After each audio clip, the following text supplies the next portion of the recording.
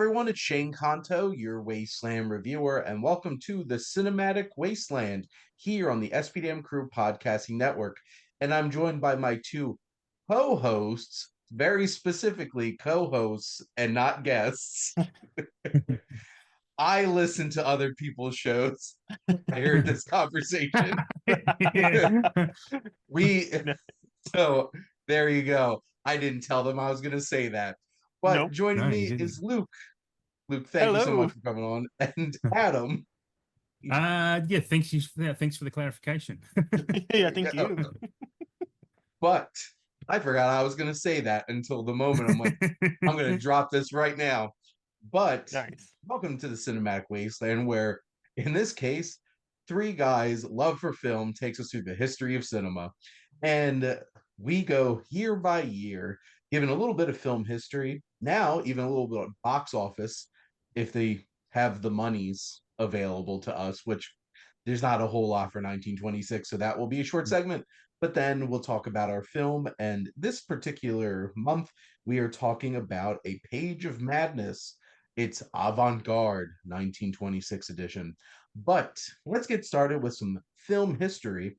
So in New York, Warner Brothers debuted Don Juan, the first Vitaphone sound film developed by Bell Telephone Laboratories in 1926, and the first publicly shown talkie with synchronized sound effects and orchestral music but no dialogue, starring John Barrymore. It was the first mainstream film that replaced the traditional use of a live orchestra or organ for the soundtrack, a recorded musical score of the New York Philharmonic, and successfully coordinated audio sound on a recorded disc synchronized to play in conjunction with the projected motion picture. We are here. We are Yeah. here. We have recorded film soundtracks.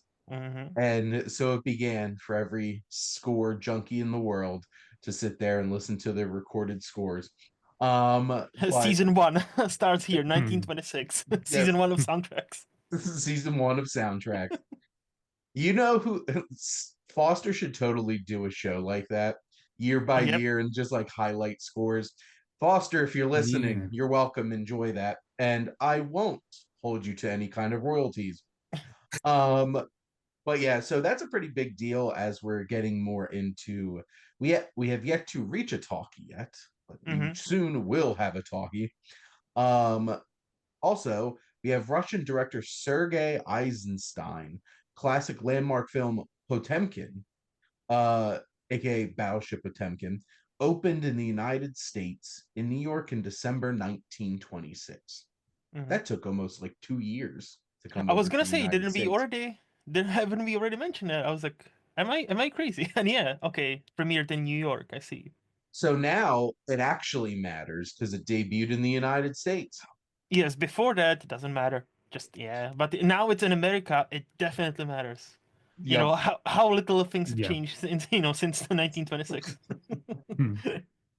It's like, well, now we can consider this a 1926 film because America does. When it And before, counts. not cinema. Yeah, before, not cinema. Now, cinema. Especially because it was a dirty Russian ploy. Soviet. Except, are they? Do I want to go here? They're our Yeah, friends why now, not? right? Oh, best Or best they're at alive. least somebody's friend right now. But Mm. obviously, Potemkin, very influential, impactful film. And I just did the Wasteland Vintage Roadshow on the Untouchables, so which does have a really awesome reference to Battleship Potemkin. Mm-hmm. British director Alfred Hitchcock's first completed and credited feature film, the melodramatic The Pleasure Garden, was released in the United States in 1926. Also, a 1925 film that only now matters because it got released in the United States. The silent film was made after years of Hitchcock serving as a title designer, set designer, writer, and assistant director. It wasn't released in the UK until 1927. Weird. Okay. So it was made in 25, came out in America in 26, and then now it counts. So now they could release it in the UK in 1927 after the success of The Lodger. The film told of the divergent life paths followed by a chorus girl, Patsy Brand, and an aspiring dancer, Carmelita Garrity. Mm. So Hitchcock is in a This picture as well. Yeah, I should check that out. I'm not seeing a is lot of his this early stuff. is this a lesbian movie in No, 1926? they are good friends, Shane. No, no, they are not lesbian. They are Oh, very I'm good sorry. roommates. They were just roommates They for were, 40 yes, Yeah. years. yes, Yes. just Oh, roommates. confirmed They're just bachelorettes. roommates. Just roommates. But yeah, so that will be one of the first films I'm going to be covering on my Welcome to the Wasteland series on Hitchcock that begins this August. So Woo! keep an eye out, and you'll be hearing and seeing a lot of both Luke and Adam on that series. So there you go. Yes. Can't wait. Alfred Hitchcock's second feature film, the 57-minute The Mountain Eagle, remains a lost film, the only one in Hitchcock's oeuvre that is missing. Good for him. So that's a good winning percentage right there. I Because was gonna ask, so since he has, started in 1926, has he had any movies lost? And yeah, so there's only one. That's fucking good. there's one is the Wow. loneliest number that we ever knew. Mm, Two could be as bad as one, but it's the loneliest number since the number one. So so there you even when go. you do your like Hitchcock Jesus. thing, like you will not be 100% because there's only always the one film that's lost. Well, That's here's the thing. I did John John Ford. Ford, Yeah. and he had like 60 lost films. So Hmm. like I didn't complain about that because I did not need another year plus. I was gonna say, John but Ford. imagine had they not been lost, you would still be doing John Ford. Luke, I don't want to imagine. So all that remains are a collection of dozens of production stills from Hitchcock's own archives. It was released in the US as Fear O' God, the melodrama filmed in Austrian Tyrol, a stand-in for Kentucky. Of course. You cannot see it, but I made a weird face when it said Austrian in Yeah. stand-in for Kentucky, starring Nita Naldi, supposedly the new Theta Barra, but the actress never survived the transition to the sound talkies. Its Mm. tale about a love quadrangle between Kentucky mountain town shopkeeper Mr. Pettigrew, a female teacher, Pettigrew's mentally ill son Edward, and a hermit with an unlikely name of John Fear God Fulton. Okay, what was the word again? Quadrangle? What? Quadrangle. Is that an It's official not a term? love triangle, Yeah, Luke. It's yeah. a love quadrangle. I would just say a square, but okay. I'm not that smart, so I would just say a square. Love square. I love Square. Because because we have a love triangle, right? It's a love Well, quadrangle. what if there's five? Is it It a rhymes.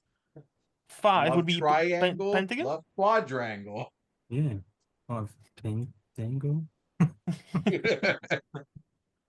There Love was definitely tango? some dangling probably going on There's definitely in some dangling there, yeah. Mm-hmm.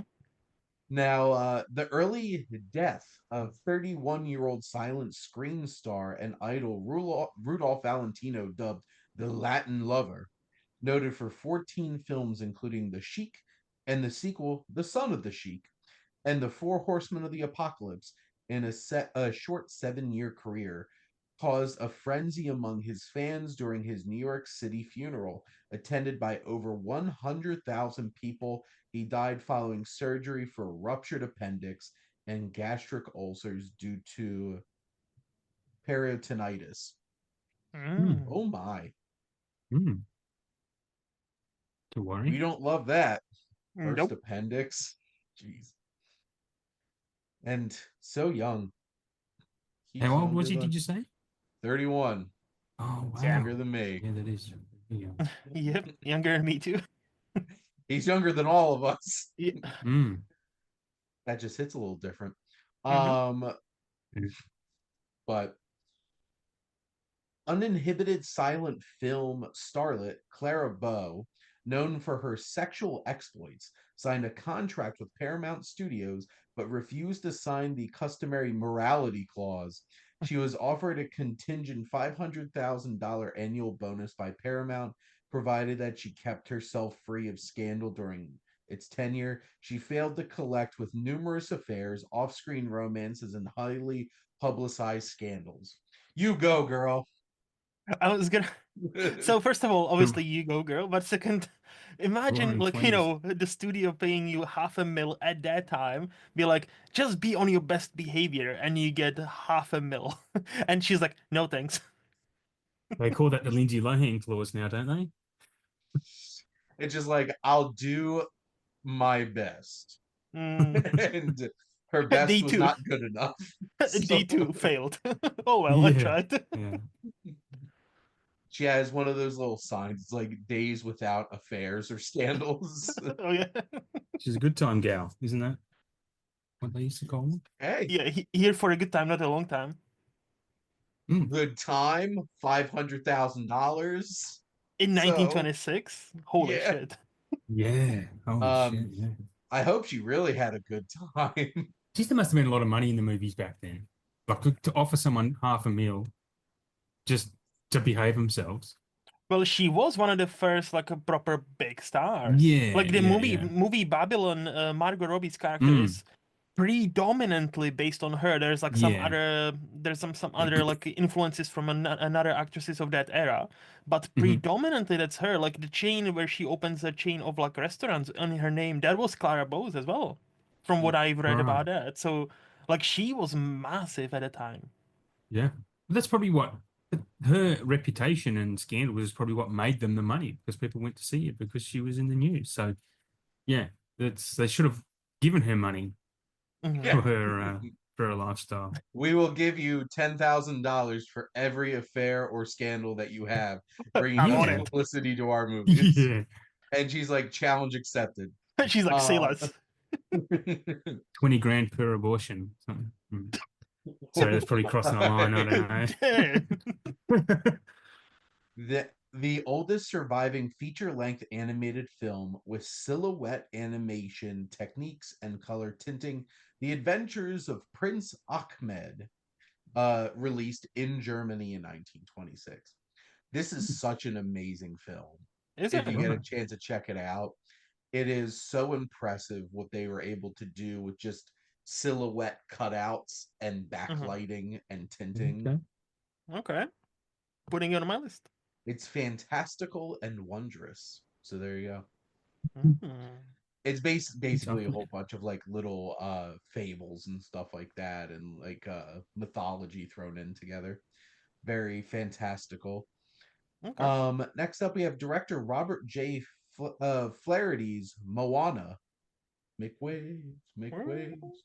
Um, was released a Paramount Studio finance follow-up sequel of sorts after his earlier landmark film Nanook of the North about Eskimo life.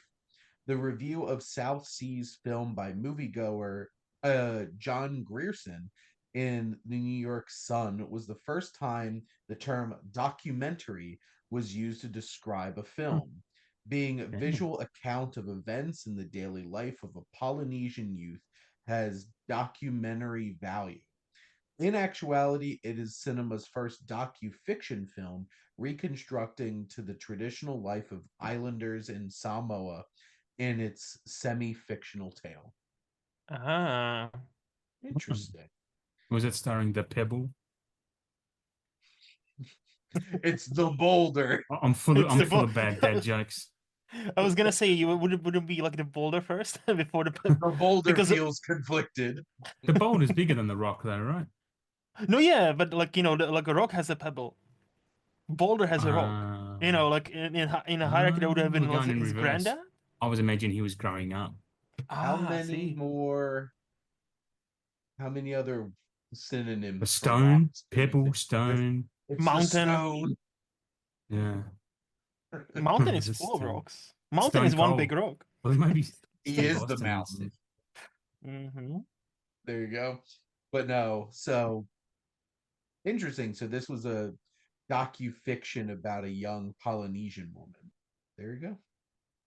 And now we have documentaries. Oh.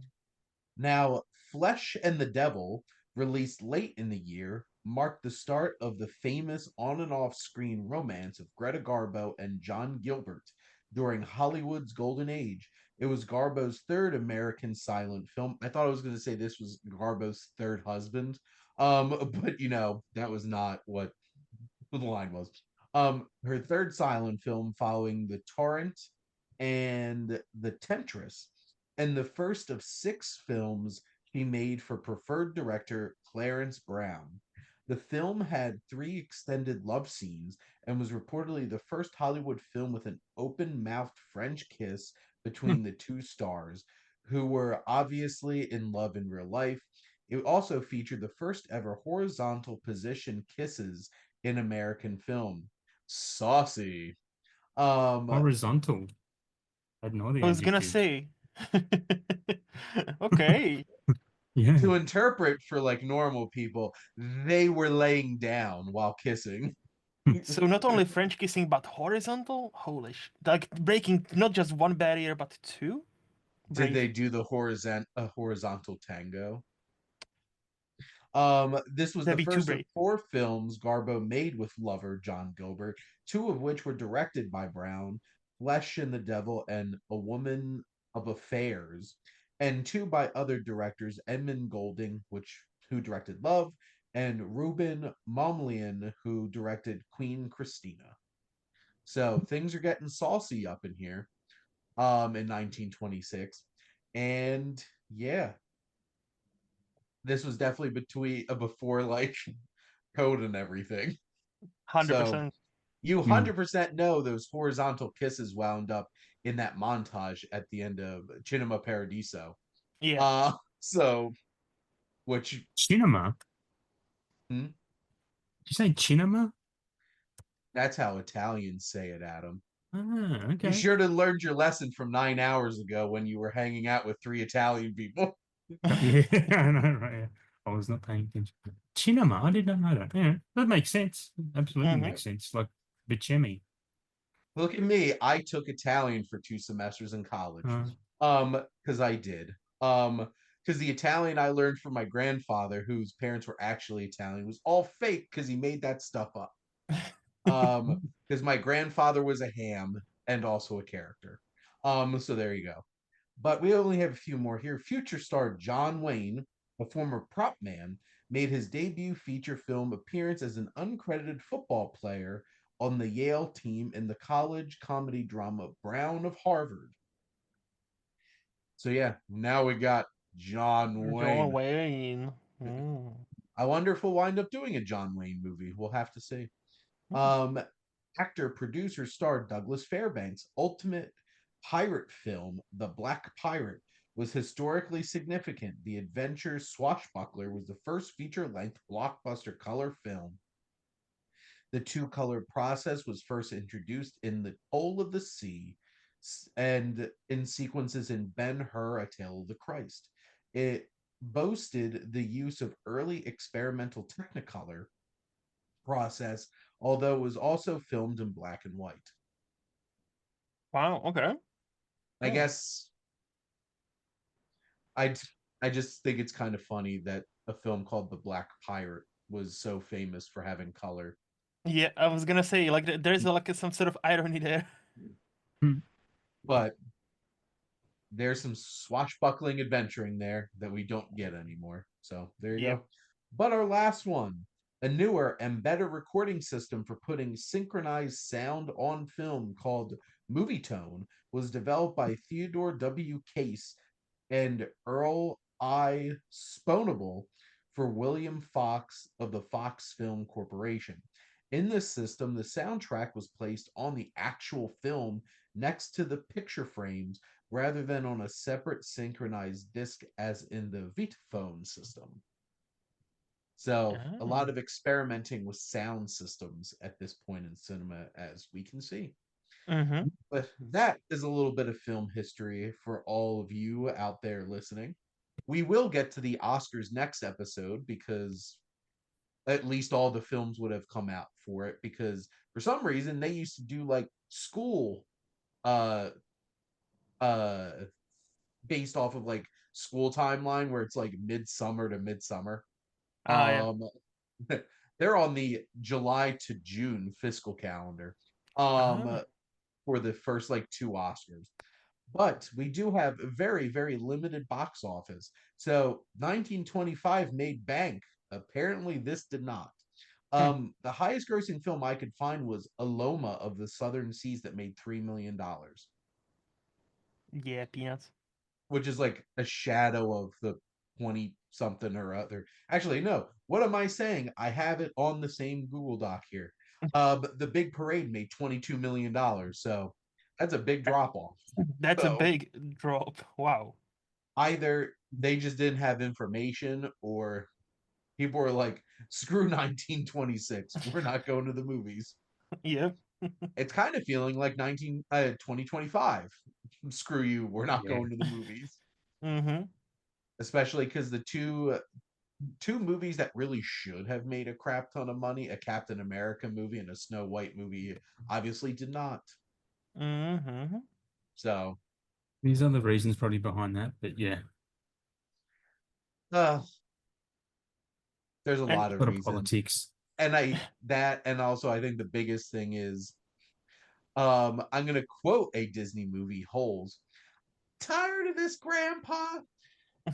That's too damn bad.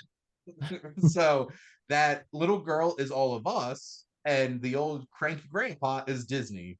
And just like, you're gonna keep getting these Marvel movies and live action Disney remakes, and you're gonna like it.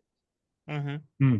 Except now the box office is showing no, people aren't gonna like it. The I computer thought says no. I think it is crazy that presently Dogman is the number 3 domestic grossing film in the United States. Is that an animated movie? Yeah, from the Yeah. writer, Yeah, the creator of Captain Underpants. Mm. it's supposed to be pretty And good. yeah, I actually really enjoyed Dogman. Hmm. And also, it's See, kids RoboCop. see, the So, quality rises to the top. I'm just saying. so there you go.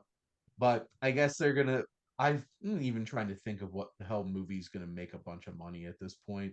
We're gonna see how much money those 10-year-olds make Warner Brothers for Minecraft. Oh, Minecraft's gonna be huge, Yeah, I think. I said that today too. I think it will, because there's a lot of even for the older crowd, there's a lot of nostalgia for the teens and early adults who were playing it 10, 12 years ago or more. So, I'll go Like my see it. sister has two boys, like 8 and 5, and both love Minecraft, and I cannot, Mm. like, genuinely cannot wait to see that movie. When they saw the trailer Mm. before, like, some other movie, they were like, "Oh, Uncle, I'm gonna be see we saw the Minecraft trailer. It's gonna be so good." And I'm like, Mm. "Yeah, Yeah, this yeah. If this and movie." if Minecraft does really well, the next one off the cab off the rank will be Roblox. There'll be a Roblox movie after that. Hasn't it been greenlit already? Has it? I, Possibly. I don't know. hmm, But it would make sense because that company is worth, billions. It's massive. yep. Right. Well, they're gonna print that money. We'll see Mm. how Minecraft does. But Yep. we're here to talk about real avant-garde cinema. Real cinema. Cinema. No, Cinema. sorry, cinema. You know what? Cinema. We got A Page of Madness. A man takes a job at an asylum with hopes of freeing his imprisoned wife. And this is from director Teinosuke Kinugasa. And this film, um, oh yeah. So obviously this came out in 1926. This is about what, 70-minute film, and Mhm. it's wild. But let's get our general thoughts. Luke, what were Yeah. your general thoughts on A Page of Madness? My general thoughts are, it's a wild movie. So, like, I didn't know what was happening for a majority of the time. I'm not gonna But pretend. you loved it. I did actually kind of like it. Like, I'm just gonna say, I don't know if I'm sure, like, full on loved it, but I really enjoyed myself because, like, I feel like there's the way it's shot, not even for that time, but, like, especially for that time, and the need that it doesn't really want to hold your hand. It's yet again the contrast between East and West cinema. Like, now it's still so different. Like if you watch a movie from Korea or Japan or even China, but mainly Japan really is the one that's like very quirky, and it just goes to show. Oh, it's not just lately. No, it's always been there. It's always like, no, we're not gonna show you much. It's up to you. Go on this wild ride and try to enjoy yourself. If not, fuck you. And I kind of like that. How about you, Adam? What were your general thoughts on A Page of Madness? Um, yeah, as usual, I'm kind of the same as Luke, to be honest. It's I had no clue what was happening, but I was just enjoying it for the technical prowess. For 1926, there was this film was very different to the other films we've been watching from a technical standpoint. There was a lot of I get frame merging. There was a lot of Hmm. the camera movements were really prolific. They were really detailed and were telling a story because it's completely silent. There's not even title cards in this, so there's no storytelling Hmm. there's no hand holding. You've really got to pay attention. And just like Luke, had no fucking idea what was going on. I had to after like kind of near the end of it, I started reading it like what's happening here, and Hmm. then I kind of started enjoying it more, reading the plot. I don't know whoever wrote that plot is a genius because they pulled out some good stuff from there. Because I had no idea because I don't know about you guys, but the picture quality isn't awesome. So it was hard to define which characters were which.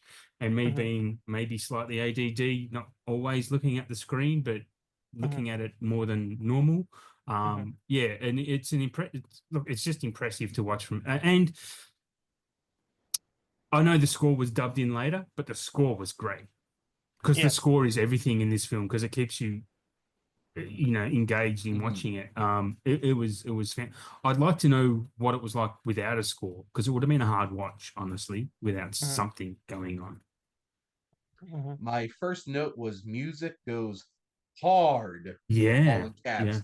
Because I'm just Mm. sitting there, I'm like, my God, this is like that meme, the flaming piano on the beach. Oh yeah. Um, they're like, Yeah. we have this 1926 avant-garde film from Japan. We really need to, liven it up. But you don't have to go too hard. They Mm. went hard. They It's went like the So super hard. DuckTales. It's like the DuckTales theme song. It's like it's just a children's kids show. It's just a yeah. kids animated show, and they just brought out one of the best songs ever made. Hey Phil Collins, this is Disney. We need you Yeah, to make us. We yeah, need you to make music for this movie about yeah, apes. Um, yeah. yep. Elton Or John, do one So for lions. Yeah. yeah, or John Williams for Home Alone. This is just a Christmas movie, John. You don't have to go super hard. And John Yeah. Williams is like, no, hold my fucking instruments. hold my Yeah. Oscars. Yeah. Yeah. Yeah. Just sit them down. But no, the music in this was they did a really great job Yep. of Yep. Yeah. picking great music for this. They're so narratively, at the end of the day, this is a very harrowing story with a lot of emotion to it. And I feel like if you could really cue into the use of close-ups and Hmm. those intense stares, Mm. you can feel the emotion. Because Yeah. like obviously there's a lot of weight to this story of this man who's desperately trying to get his wife out of this asylum. Hmm. And Mm. then like this movie makes you wonder, it's like, should she be? Hmm. Um, Mm. and Mm. but like there's obviously a lot of emotion there. Like this isn't like the most complex plot.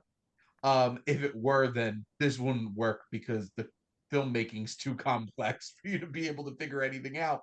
Um, so there's a lot of emotion there, and this is such a visceral and very artful experience because Yep.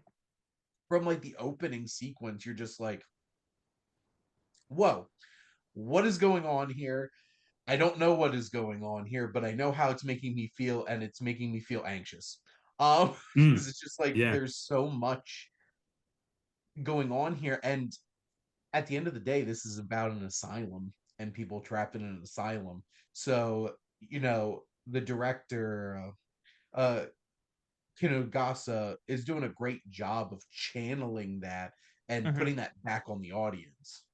Yeah, It's like just it's Mm. like, you cannot really distinguish what is a dream, because there are some like dreams There is like, what Yes. is reality? The dancing girl, like, every time she dances, and there is like the reaction from the men, like it's uncomfortable, but it's also like kind of like the way she dances is beautiful.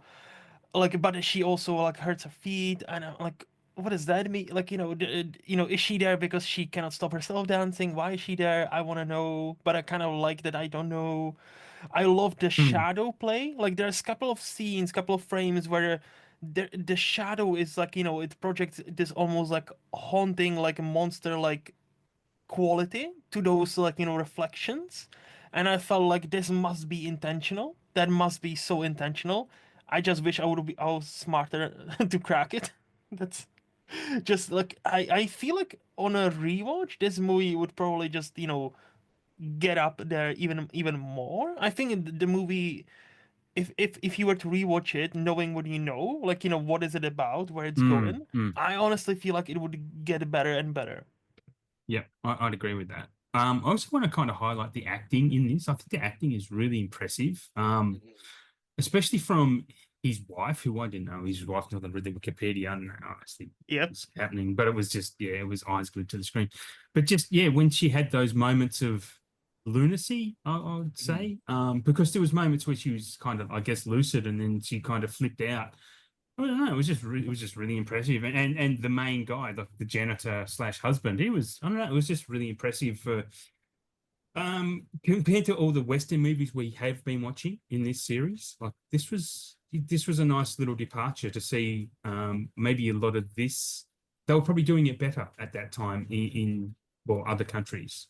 hmm I wouldn't even say better, but I would just say different. Like, again, like as we are kind of saying, all of us, like the movies from this era, like what we watching, it's like they show you something and there is a title. It's like, yeah, just to make Mm, sure you understand what's happening. There's also the title about what is happening, right now. Whereas yeah, this movie has no title cards, has no like, no, this is his wife. This is, oh, this man just, this, if this no, was an American movie, there would have been a title card.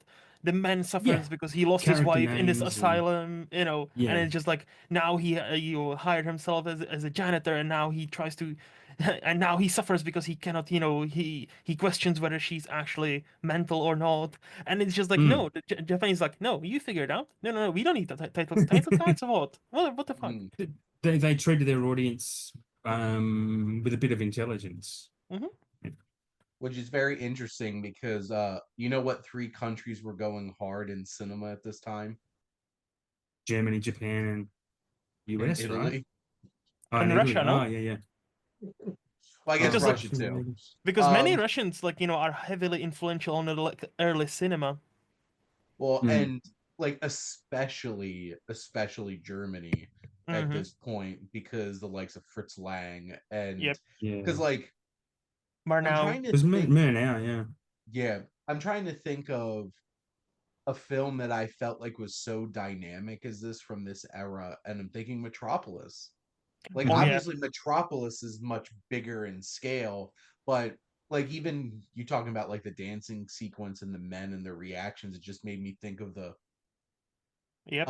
whole like robot lady dance from Metropolis, and all the men are like And we might acting want to like watch it soon. We might, we might talk about it soon. Metropolis. we could hmm potentially. hmm But I'm just looking at some of the It's like 7 hours stills. long, isn't it? It's like 220. Yeah, I Yeah, think no, it's like, I'm more than happy to watch that. Actually, I watched it as a young kid with my dad. Yeah, I would like to But rewatch it. but there's mm, like this dark, eerie hallways and the lighting. The Yep. lighting in this is just mm, pitch it's perfect. fantastic. There's Yeah, so many moments of the bars of cells just like casting on hmm characters, and obviously that's done on purpose. It's almost like we're trapped in here. And then there's this whole entire like brawl sequence. That one, that stunt work is really well done. Two, hmm that camera moving through and back through that hallway is really impressive. And there's just so many moments like the camera distortion and the camera angles. This is just like I just feel like this is a bit on a different level Yeah. than so many movies Yeah. at this point. And like even now, we're lucky if we get movies that are this dynamic. Mm-hmm. Um and people give people money to make films that are this dynamic. But like this film I think has, to your point, Adam, fantastic acting. And Mm. it's the close-ups, it's the intimate shots that we're able to see. Like, there's a couple of frames I'm looking at here that are just like the janitor, the husband character, and even like the light circle on like the Mm-hmm. dark silhouette of the wall, or him looking right at the camera. You just feel so much Mm-hmm. emotion out of him. And there's just so many eerie and unnerving visuals and camera distortions and mask choices in this that like even based off of like the poster of the movie, it's just like this sets the tone. This is going to be an unnerving and strange experience, and it certainly is from start to finish. See, like when you're talking about money and lightning, like you're setting me up because I was gonna mention a couple of IMDb trivias because this is fascinating because you're talking about money, lighting. So money, this was so underfunded. This movie was so underfunded that even his stars, some of them rather big names at the time, had to assist in painting the sets as well Oh, as right. making the props and pushing them lighting. So Kinugasa, the director, had only 8 small lights to work with. So he arranged the walls of his small studios to be painted in a silver color in order to make the reflection additional, like illumination. Also, this movie was considered lost for almost 40 years until the director, found the movie in a rice cans in 1971. And I'm like, okay, and yeah, it was shot in 1 month. And it was kind of rather long for that time. But yeah, in May 1926, this movie was shot. But yeah, it was heavily underfunded, and apparently, based on the trivia, even the distributors at the time didn't know what to do with it because it wasn't Japanese enough, or not enough. It wasn't your stereotypical Japanese movies at that time, apparently. So there used to be two sets of theaters. The ones they were shown mostly like domestic movies in Japan, and ones they were shown mostly foreign movies. And this movie played in the foreign movie theaters because apparently they didn't know what to do with it, so they just put it like, you know what, that makes sense, even though it was Japanese movie. So I was like, damn. They're like, "You're not one of us. Get out of here." It's like the Kurosawa, curse yet again. Just making great movies, but too American for a Japanese. Mhm. It's like, hey, we'll Oh, appreciate wow. your avant-garde cinema if you don't want to Yep. take ownership of it. But I guess, do either of you have anything else to add about A Page of Madness? I don't. I think I've said more than enough. I just want to add again, like it's a great movie. I think like if you have the time, I think on a rewatch it would be even better. And I kind of wish Criterion or something like that would restore it properly. And like, if this was available on a Blu-ray, I would actually be very keen on buying it. Like nicely restored with that music that goes a bit too hard, but it's excellent. And I think this should be seen much more from this era. Yeah. This Yeah. has Kino Lorber written all over it. Mm-hmm. Uh, Mm-hmm. Okay. that's what I have my Metropolis Mm, remastered and Mm. restored Blu-ray from nice. Kino Lorber. So, but we said our piece Mm-hmm. and in our madness. So there you go. Enjoy. You obviously keep coming back, so you enjoy a little bit of our madness, right? We have fun here. But yes, those are our thoughts on A Page of Madness. And next month, we're going to be talking about The Cat and the Canary here for 1927. And we will be soon to dive into talking about the Oscars and, why they always got them wrong, even from the beginning. But, that would mean we'd have to watch all the movies from back then. Mm-hmm. But we shall see. But Luke and Adam, thank you both so much as always for coming on and talking movies with me. Always a Always a blast. pleasure. And thank all of you for listening. Make sure to like, comment, and share on this episode. What's your favorite avant garde film that you can think of? And what's some of your favorite Japanese cinema? Make sure to follow or subscribe wherever you listen to your podcast. The SPDM Crew Podcasting Network is ever growing. It's almost to the point where I don't think I could listen to all these podcasts every week. Um, but there's so many great shows from about movies and television, sports and physical media, and just talking about life, quiz shows and Tolkien on tap, and so many other things.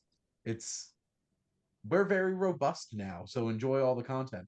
And if you want to join and make your own podcasts, like Foster, remember Foster, just give me credit. I won't take any money from you. Or if you want to join as a guest on any of our shows, make sure to reach out. And if you like our logo, check out High Flyer Creative for all your digital marketing needs. But this one in particular is from my buddy Joe. So you should check out his work and his Etsy store. If you like fun, quirky, cartoony sports t-shirts and stuff like that, he has a lot of fun making them. But most importantly, thank you as always for tuning in and supporting the Cinematic Wasteland here on the SPDM Crew Podcasting Network.